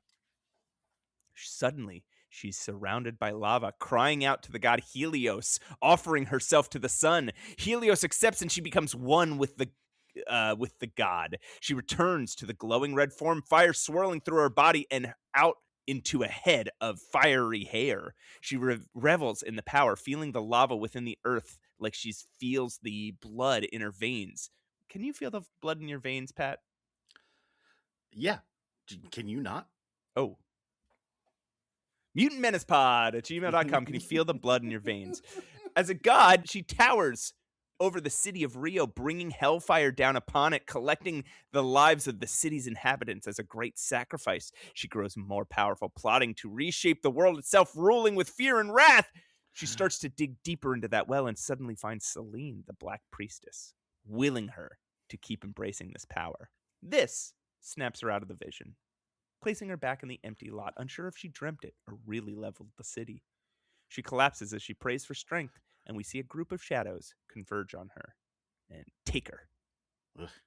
Roberto, when they decide to follow Roberto says, follow that volcano. And it's one of these Claremont things where he's like, has another character go, oh, Roberto cracked a joke. Oh, yeah, because when I read it, I did not read it as a joke. Right. Yeah. They're Need literally someone following to tell you it's a joke. I think it's interesting also here that Amara's perception, like that we get two religious scenes here. And one is Rain feeling this like guilt of her belief in God coming down on her. And then from Amara, who feels like she's got the Roman conception of gods and godhood. So as a god, a god is going to support her using her power to subjugate others, right? Yeah. Helios is going to side with her here. And in exchange for her service. Right. And because she is now like a god, it is perfectly acceptable for her to take people's lives, for her to destroy cities. Like this is what a god does. Yeah. The narration makes a point to be like, she doesn't regret doing this. She doesn't feel guilt. This isn't an evil act in her mind. This is what a god does. Right. Just a short time later, the team stands on that same spot where Amara was just taken from. Rain tracking in werewolf form, but she's no longer there. After yelling at Sam for petting her like a dog. Yes, that's fucking rude. Very rude. Rain notes that there's a strange tinge in the air, one that Bobby explains means an earthquake is imminent. They have to move fast. They track her to a shantytown in the hills of Rio, where they find a group of children, even younger than the team, attending to Amara. Oh. It's like she's in this hostile environment where it's like everybody's terrible. Everything is terrible. Around every turn, it's worst examples of humanity. And then just a group of kids take her back to their house, like their own house, to help her. It's really... These were the shadows converging on her going, should we take her? Which we think, because of everything she's experienced so far, like... is going to be malicious. And no, it's a really clever trick where, like, we can't see the people saying it, and because it's written, we can't hear the tone. So in our heads, we just apply a menacing tone to it when really it's maybe we should take her. Should we take her? To the hospital. When you put it that way, it seems a lot sillier than the thing that was going to make me tear up in a second. They track her to the shantytown. Oh, yeah. She's feverish, soaked with sweat, and delirious, clearly suffering from sunstroke. They could break the fever. Yeah. Oh, so it actually was just sunstroke. That's why this issue is called Sunstroke. Oh, because she had sunstroke. They're fighting sunstroke. Oh, yeah.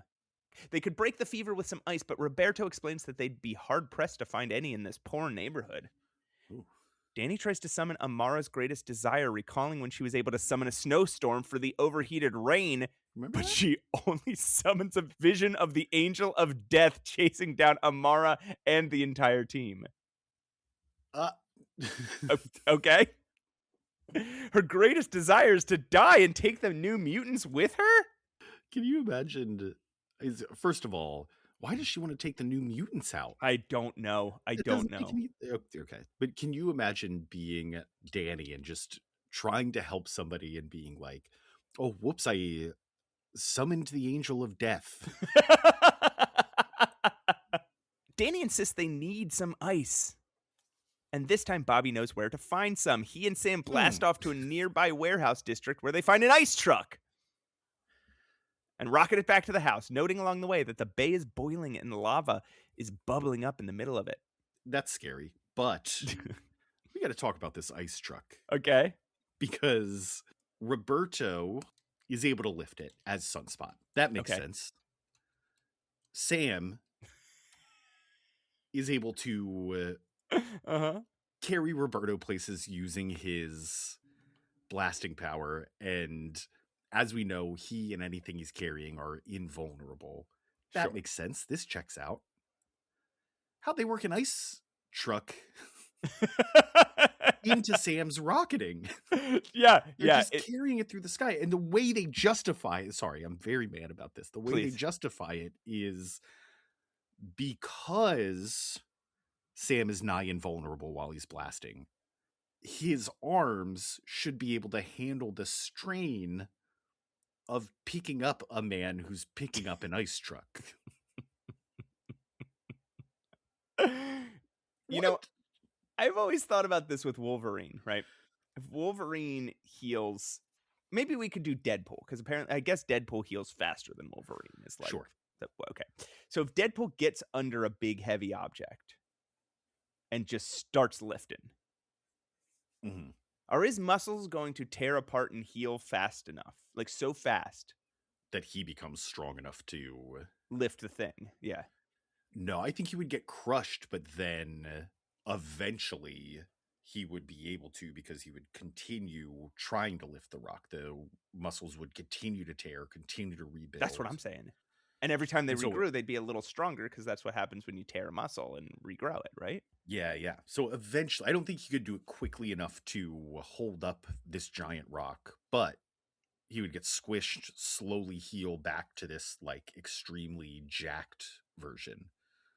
And then do they go back to normal? Is that the thing about Wolverine and like a healing factor? Is it?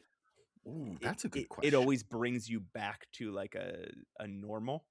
To your original form, right? Or would Deadpool stay like super jacked until he dies some sort of other flattening death, I guess? And then he has to like rebuild his muscles. Yeah. All right. Amara sees only darkness, followed by fire, then followed by a sheet of ice that shatters and sends her back to consciousness. She's okay. The fever is broken. The delirium's faded. Amara accepts that she needs Xavier's training and asks if she really destroyed the city. Luckily, she only damaged some streets and this one poor family's home and created a new island in the bay. Everything's just fine. The end. Yeah, they fill this poor family's home with ice. They do. They also burst in like it's a villain's lair. And it's like all these kids, and you can see their breath, and they're like barely clothed, and they're like, and it's just water all over the floor. Yeah. Also, she created an island in the bay. I feel like that's gonna flood. It's gonna breach the floodgates. Yeah, that's probably fine. That's a geological event, Matt. That's gonna change global weather patterns. Yeah. Matt, what say ya we read one more issue of New Mutants today? I just want to go back to school, Pat. Well, luckily, the issue we're going to read is New Mutants number 13, School Days. Daysze. It's Daysze. Oh, it's like Nietzsche. School Daysze. Oh, School Daysze. This is an audio medium, so for those of you that aren't looking at it, it is spelled Dayze, and having read this issue, I'm not sure why. Me neither. I think it's Claremont not having the courage of his convictions to do the School Daze DAZE thing. Years before Spike Lee would have done it. Chris Claremont, writer, Sal Buscema, penciler, Tom Mandrake, finisher, Tom Orzechowski, letterer, the Tom Stay Strong. Glynis Ween, colorist, Louise Jones, editor, and Dumb Dupid. We've really got to work on this. I swear to God, I thought of one too, and it flies out of my mind every time I see his name because I get so filled with rage. At the very beginning, you had so many good ones. I know. You can only do so. We've read 50 issues at least with Jim Shooter as editor-in-chief. Who? Release date November 22nd, 1983. Cover date March 1984. Back from their trip, the New Mutants introduce Charles Xavier to his new student, Amara Aquila. He tells her a bit about himself and mutant kind before dropping her off at her new bedroom, an exact replica of her room in Nova Roma. She begins thinking of her home, and her feelings of anxiety cause a small tremor beneath the mansion. She calms herself, but outside, Professor X worries that he'll have to keep constant tabs on her emotions in case things go south. Yeah. Right, just before that, right? Like, it's her first experience with a telepath, and she's like, are my thoughts not private? And he's like, "Oh, it's like this. It's like the psi code. We respect your privacy, and I won't ever go in your mind. Oh, except for when I pulled out the image of your bedroom, Of your childhood of your bedroom, so that we childhood can bedroom. replicate Yeah, except for when I pulled out all the memories of you in your own bedroom." it. He says, your mind is your own. I will not pry. And then immediately,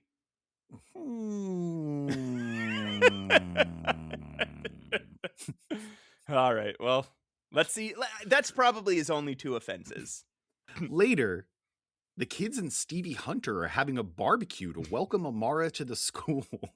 They call it a welcome barbecue. Yeah. It's very funny that it was Bobby's idea, but that he also refuses to cook. He's literally turning his back on everybody and staring at a tree. Yeah. When Amara comes out in her best dress, she's embarrassed, but Bobby's flirting eases her a bit until Sam comes crashing in with a 9-pack of Moxie Cola, trying to impress her with tricks and spilling the soda all over her dress. Jesus Christ. Even if he didn't spill, he would have ruined those sodas. He would have shaken them up. He's doing loops in the air. Yeah. Amara runs off crying with soda spilled all over her dress, earthquakes and lava spurts appearing across the school grounds as she does. Shifting to wolf form with Dani in her wake, Wolfsbane locates Amara crying on a rock in the woods. She's upset about how dangerous her powers are, but has hope that Xavier can help. Interlude. Project Wide Awake. Sebastian Shaw, Henry Peter Gyrich, and Val Cooper are testing a new advanced Sentinel prototype. You left out Judge Petrie, Matt. No, Judge Petrie isn't there. Val Cooper is there on behalf of Judge Petrie, who at this now is called Judge Richard Petrie. I guess he got a middle name. It starts to go crazy when some rogue actor takes control of it, the Sentinel prototype. So Gyrich has to hit the self-destruct. He vows revenge on whoever just cost the government $5 million. No one costs my government $5 million. Like, what? It doesn't come out of your salary, you Henry. Think you're worth more than $5 million? After this next scene, I'll explain why I'm upset that this is called an interlude. Ooh, a little sneak preview. Back at the mansion, Kitty and her new blonde friend, Doug. Who the fuck is this guy, Matt? Okay. Well, we'll find out a lot more about Doug, but he first appeared like 2 months prior in Uncanny X-Men number 177. So we'll talk about that again next episode. I don't trust him. They've been doing some hacking and found that the system they were hacking has just suddenly gone offline. You're gonna love this guy. Hold on, I just have to say, you don't like him. I call it right now. You're gonna fucking love this guy. Oh yeah, okay. We'll see. He's got a lot to prove. The two hacked into Shaw Industries, which led them to a Hellfire Club system, which led them to a weird government program. All to, as Kitty explains, just learn some info about Sebastian Shaw. They were Googling him. Ended up in the government's mainframe. They didn't want to use their own Google. They had to use government. Well, so this is why it's not an interlude, because it directly ties into the events of the main book. Yeah. He's pretty fast and loose with that word. Yeah. Interlude. Yeah. Before Doug can ask any more questions, though, she distracts him with a big bag of chips. She doesn't want to talk to him about the X-Men. She's suckered this poor kid into helping her hack. And she's actually doing work against the government on behalf of the X-Men. She brings him downstairs to his own kitchen, I might add, to pull out some chips. They're at his house. GROAT chips. GROAT? They're called GROAT chips. Ugh. They're called. It says on the bag, "Real cheap, real bad." No, that's pretty good. After a summons from Xavier, though, Kitty rushes from the Ramsey's home. I guess Doug's last name is Ramsey. Doug Ramsey. Back to the mansion grounds, only to find Amara on her cryin rock. She introduces herself, but Amara's hair catches fire and she runs her off. Stomping through the yard, she runs into the X-Babies. They get in a little verbal sparring match until Kitty gets called away again by an angry Xavier. Not a good day for Kitty. Well, I'm sure it was fun hanging out with Doug. When she gets to his office, he lectures her for missing her training session. She's getting more lax in her X-Men duties and needs to tighten up. Plus, her feud with the New Mutants is stupid, and Xavier assigns her the vague task of help the mutants. Won't you help the mutants? Kitty, help the mutants. You'll When feel she better. When she heads off to her room, Xavier sits in the dark and thinks. He hopes that Illyana can talk some sense into Kitty. He worries about Amara. He reminds himself to schedule an examination for Roberto and Rain after the run-in with Cloak and Dagger. What? Oh, it happened in Marvel Team Up Annual number 6. Oh. We'll get there. It'll become relevant later, and that's when we'll read it. But yeah, it's just a passing reference here.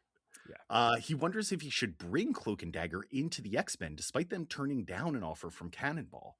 And he thinks of Lilandra before a painful psychic wave comes over him, scanning him from the outside. I guess we'll learn a tiny bit more about that also in next episode. The next day, it's computer class for the New Mutants.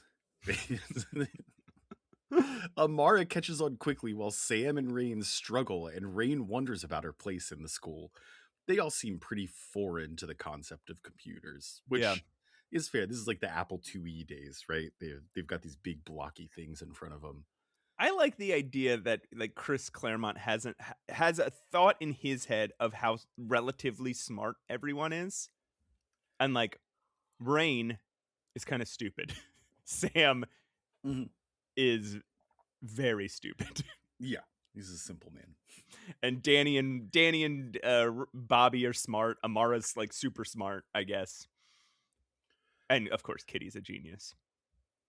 And as we know, your proficiency with a computer is the best measure of your intelligence. The kids move on to dance class at Stevie Hunter's studio, where Amara again excels, so Rain shows off by turning into werewolf form during a pirouette. Sam chides her, and Amara becomes upset that they have to hide who they truly are all the time. At that moment, Doug pops in to pull Kitty away to the mall for a soda. Hey, Doug. Rain apologizes. The fuck is this guy?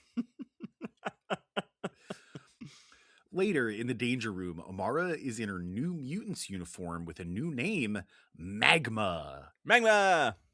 Professor X wants her to melt through a block of steel, and to keep her from losing control, he'll guide her psychically. But she doesn't want him in her mind. She feels lied to when earlier he told her he'd never invade her mind without her permission. Yeah! Fucking finally a person speaks fucking truth to Professor Xavier about this shit. He doesn't reflect on it, though. No, he's like, she's a kid. She'll calm down. She storms away and cries some more until she finally realizes Xavier is a good dude who's just trying to help. Okay, It's more of like he could make me do things and he's not. Base level of human decency. You're right. Yeah, it's more like he's not evil, right? Yeah. She's simply afraid of what her power can do. She pulls her robe on and heads downstairs, thinking of how Rain must still be upset about when she poured her heart out to Amara, not realizing she spoke English. She makes her way to Xavier's study, where he's talking to a holographic projection of Lilandra. He misses her, but she's off fighting a war. Amara apologizes for eavesdropping, and Xavier explains his situation. He'd love nothing more than to be with Lilandra, but their divergent responsibilities are what keep them apart. He's dedicated to training young mutants so their powers aren't a danger to themselves or others. Amara is reminded of her own desire to be back home, but also the responsibility she has to herself and her surroundings to get her powers under control. Mm-hmm. Then she calls him her father. Ew. The end. It's such a weird... You've known this guy for 12 hours now. Yeah. We saw you meet him this morning. But she decides to stay. Like, I mean, I don't know. Yeah. The one thing I want to complain about here. Professor Xavier's talking to Lilandra, like about how much he misses her and she's off fighting a war. And he's like, now I know how Moira McTaggart felt the day I went off to war and left her behind. When I returned, everything had changed. The love we felt no longer existed. Stop saying that to your girlfriend. Stop talking about how much you miss your ex-girlfriend to your girlfriend. That's true. Yeah. I didn't even think of that, but he's comparing Lilandra Yeah. to Moira. Well, he's comparing Lilandra to himself and himself to Moira. Yeah. And he's like, you know how you feel about me right now? That's how I feel about Moira. I'm a lot like my ex-girlfriend. Oh, man. How did you like this little Consort ass. arc? I really liked it, Matt. I gotta say, like, even this last episode, which is just kind of like a there's Like a no wrap-up. or this Yeah. last issue, there's no it's a wrap up. There's no event that happens. It's just Amara meets Professor Xavier and Kitty pops in. What But I like even about that is examining, like I said earlier, the characters and their relationships to each other. It feels like we're taking a step forward with their team building, and all of the sudden it seems like instead of a speed run of how to start the X-Men, we have this slow burn where these characters are building towards being a team and are just still a good bit out from it. Yeah, I think that's true. What I like about this, so I like the fucking Nova Roma story. We already talked about how much we Mhm. loved that, right? Like that was great. But then what I like about the two following issues is like Claremont is pairing story and theme in a way that he doesn't always, right? Where it's like Expand on that. where we're getting like, okay, this issue, the issue that we just read, what's happening is like Amara needs to learn to trust what's happening here. There's all these reasons for her not to trust it, and she keeps running into these reasons not to trust it. Yeah. But what she realizes ultimately is whether or not I can trust this, and like okay, maybe Xavier can be trusted a little bit, but whether or not I trust it, this is what I need this school for. And she's seeing examples of that in front of her at the same time as she's discovering it, right? Yeah. And in the last issue, it's similar, as in what she's got to adjust to this new world, but what she has to learn is why she doesn't want to be evil and what she wants to do to and like what is the purpose of this. Like she's still missing home. What's the purpose of what she's doing? And she sees it because she experiences it, right? Yeah. And she goes through seeing all this, like the evils of man, and then sees the kindness of man at the end, right? So I think like rather than just superhero comics where you know eh, there's just a bunch of events that happen, and then they have like a speech to make the point of the comic. He's Right. making the point through the story, and he's getting better at that. He didn't always do that. But he's getting better. He's been getting better at it through the X-Men, and then kind of dropped it with the New Mutants, but now he's getting good at it with the New Mutants again. It turns the X-Men into something like a little more literary and a little less just kind of bullshit. Yeah. He pulls it together at the end of every arc too. He really he's crossing his T's and dotting his I's. He knows what details he needs to include to make it a complete story. And he knows why he's telling the stories. Like that I think is maybe the biggest and most important thing here for me, is that like he is now understanding why. He's not just telling stories because it's superheroes, right? Yeah. He has a point. He has an idea and a point every time he tells a story. Very cool. Yeah, and of course the Nova Roma shit is really cool. And hey, Doug Ramsey is here. Who the fuck does this guy think he is? He's got an eye out, stuff that you could buy out. If you had a time machine that you would like to try out, it's Pat Steele and Steele. Wee, Matt. Yeah. Time for Pat Steals and Deals. But as you know, in these issues of New Mutants that I've had to gather since we've started reading them, the ad vampires have sucked the life force out of the ads in these issues. So Mhm. I am being very transparent here. I'm not lying to anyone about this. I got this ad. No one can accuse you of lying. No one can accuse him of lying, and he's not lying, and you can't accuse him of it. I got this ad from a slightly older comic. It comes from earlier in 1983 than any of the issues that we read today. I want everybody to understand that. All right. Now, let's get into it. Wait, Matt, are you can lying? No, I am being fully transparent here. Okay, all right. I just wouldn't. Yeah, okay. It might be 1982. It might have been like late 1982. I knew it. I fucking knew it. I fucking knew it. I knew it. I knew it before you even felt fucking. like too much to explain. I could just.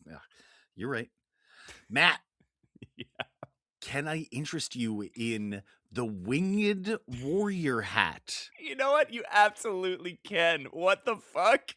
Silver. Let me show you right. the picture here, or let me set the scene for you here. It is a bright red baseball caps with two wings coming off the side, like not embroidered onto the side. Two wings that are sewn on and come off of the hat to the side. Yeah, like Hermes boots. Like Hermes boots, but on a hat. Silver wings, red hat. Assorted color caps. One size fits all, made in Vermont. Sorry. Send $5.45 plus 50 cents for postage and handling. 50 other styles available. Send $1 for the catalog. 50 styles available. 50 styles of the winged warrior hat, Patrick.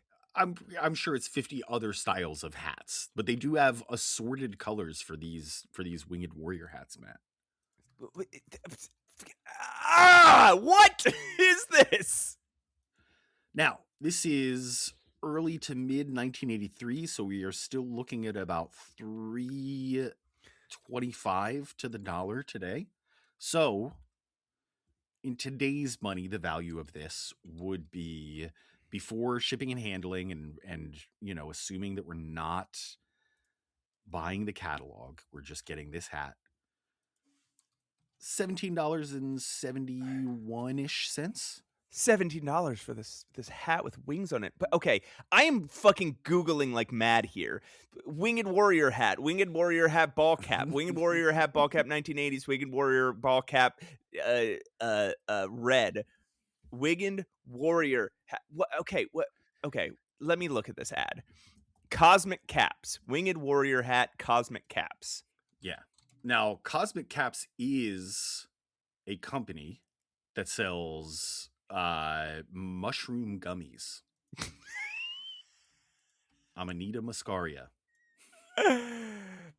Okay, we'll get this man a muscaria then. Sorry. Winged warrior hat, cosmic cat. I even put these, I'm putting them in quotes and I'm getting nothing. I'm going to use a different search engine. Yeah, how is this not a major fad? This thing looks awesome. I mean, even just like, how is this not a curio of this time period? So here's what I thought.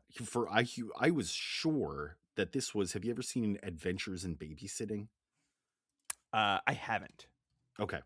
There is a scene where, so the kid, one of the children being babysat, is obsessed with Thor.